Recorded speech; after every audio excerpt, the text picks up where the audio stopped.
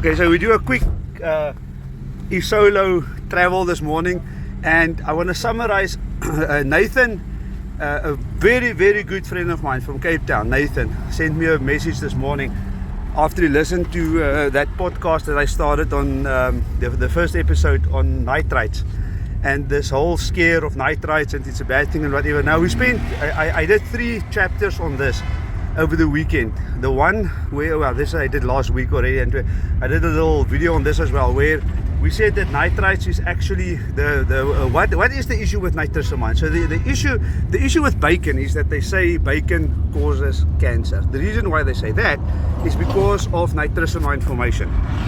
So nitrosamines, we said, and I said this in the previous, I said in the previous video, but let me just repeat myself.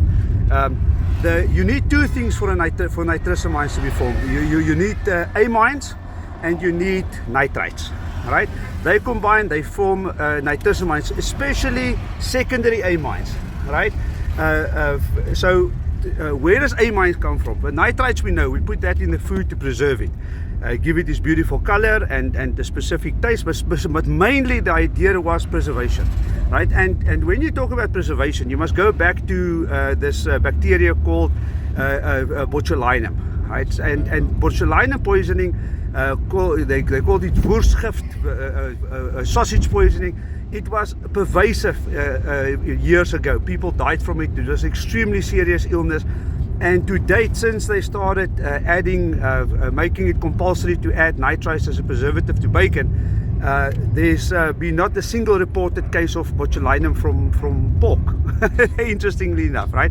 So evidence is that the world was very effective in terms of combating the scourge by adding it. So everybody wants to say how bad it is. It's not all bad, right? So now, what about, and we use nitrites as a very powerful preservative today. It's a natural preservative in the sense that our bodies create nitrites itself. It's part of a nitrogen cycle in our bodies. We need it for nitric oxide production, which has a whole host of physiological benefits to the human. In fact, so much so that you can't live without it. It's a signaling molecule. Without it, you will not be able to live as a human being. Okay, that aside. So now let's get back to what you need for nitrosamines to form. You need amines and you need nitrites. Nitrites we put in because we cure the meat. What is an amine? We said it. Amine is the amino acid, the building block of the protein that breaks up. It decomposes. So you find amines in decomposing organic bodies, animals that died. Putrefaction is associated with amine formation. This is going to be very important. I wrote a whole short little article on that this weekend. So the other thing that can cause amines, the protein to break, or the amino acid to break down that much, is fire. Right? You need a lot of energy to break it apart. The amines don't normally form in the body. The body's digestive system, in terms of the acids in our stomach, can't break the amino acid down to that level. Why? We evolved in that way because our body uses the amino acids to synthesize, to build new proteins. And that we use for repairing the body. Again, I did an article on that this weekend, the human body's ability to repair itself. For that, it needs the amino acids. It doesn't need the amino acids to be broken down into amines. Now, amines form because, like I said, because of putrefaction and because of excessive high temperatures. So now the thinking is, and this is the question that Nathan had this morning, when we fry bacon, the bacon particularly is a possible problem because the bacon is fried. Right? And at frying temperatures, the amines can form. Well, that is what he said. That is the claim. Right? Now, let me just right off the bat address that issue. Amines, at what temperatures does amines form? Amines typically form at temperatures in excess of 300 degrees C. Wow. What is the temperature at which we fry bacon? Typically not higher than 200 degrees C. Then I looked at the issue of what is the likelihood for amine formation at 200 degrees C. It is extremely low. Extremely unlikely for amines to form at 200 degrees C. So is there a real issue? So even if you have nitrites and you don't have amines, you don't have nitrosamine formation. So is there any real issue in terms of the risk of bacon? There's no real risk from any conceivable perspective, right? Now, if you think about this from a evolutionary perspective as human beings, we ate meat. We evolved because we ate meat, right? Mainly meat, not plants. We only start for millions of years. Our species and associated species ate mainly, almost exclusively meat. It was what developed us as humans, right? Then around 13,000 years ago, the agricultural revolution started, where we started to domesticate plants. We cultivated plants. We domesticated wild plants into plants that we can eat. So it's very recently that we started doing that. So we said that amines form as part of putrefaction, right? So because the question that I asked then is, why did we not over millions of years evolve so that nitrosamines is not formed in the human body? Why did we not evolve defenses against this? The answer is very simple, because the reason is this: we didn't eat leafy green vegetables. This is the reason. Because the humans didn't, for millions of years, for hundreds of thousands of years, going back 100,000 years ago, 150,000 years ago, when there were human beings, that is cognitive conscious human beings as we, 100,000 years ago, we never evolved to deal with nitrosamines, because we didn't eat leafy green vegetables. Why was it important not to eat leafy green vegetables? Because they are extremely high in nitrates, right? NO3s.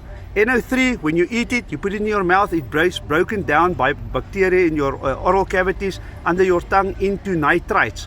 That goes into the stomach then. So if they ate leafy green vegetables or other plant matter that contained nitrites, nitrosamine formation would have been likely. Why? Because we ate putrefied meat as scavengers. Right? Human beings were mainly scavengers, so we ate putrefied meat. Then the agricultural revolution came and we started eating leafy green vegetables. But again, it wasn't a problem. Why? Because there's vitamin C in the leafy green vegetables. Vitamin C, the vitamin C reacts with the nitrites. It reduces it, and it binds to the nitrites, and it reduces it, and nitrosamine formation becomes very unlikely. Fascinating. So when we started now we could eat leafy green vegetables with meat. So what is the issue with bacon again? In the 1920s, when we discovered this whole thing of nitrosamines that can possibly form in bacon, right? Around the world, we instituted laws that said you have to use a certain amount of vitamin C with your bacon. Every spice pack is legislated around the world. You cannot use it, you can't make bacon and put nitrates in without vitamin C in. Why? Because now we're mimicking the defense mechanism that we find in leafy green vegetables against nitrosamine formation.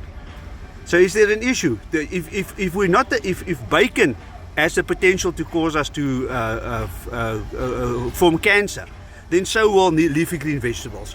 There's more vitamin C in bacon than there is in leafy green vegetables. Right? So if you want to make an issue of the health issues associated with bacon, you must then stop eating leafy green vegetables as well. Those same scientists must come and talk their BS related to leafy green vegetables then as well. It is a complete non-issue. Right? So the human stomach, yes, it's true, because we have our stomachs, interestingly enough, is more similar to vultures in terms of high acidity. Is one of the ways that we can know that we evolved as scavengers, not as predators in the first place, because of this very high acidic content. And in an acidic environment, nitrosamine formation is more likely. So these are all the things that the scientists talk BS about, to try and create this strawman position, to say that you're going to die from cancer if you eat bacon. You're not going to die from cancer. Now, what is the issue then because there's definitely a link between processed meat and cancer. Right? There's been many mega studies that shows that. The likelihood in terms of the health concern is more associated with fat and salt. Right? How do we mitigate against fat and salt? You exercise. Exercise ups your metabolism. You sweat. You utilize the fat and the salt, and so even the little bit of salt and little bit of fat that we take in is not going to be a problem anymore. You freaking exercise, right? Go for a run once a week or twice a week or 3 times a week. If you will stop having issues, then you can eat the bacon that you want, you can eat anything. Otherwise it's a lifestyle issue, you're killing yourself. Start exercising, end of the story, and enjoy your bacon. Cheers everybody.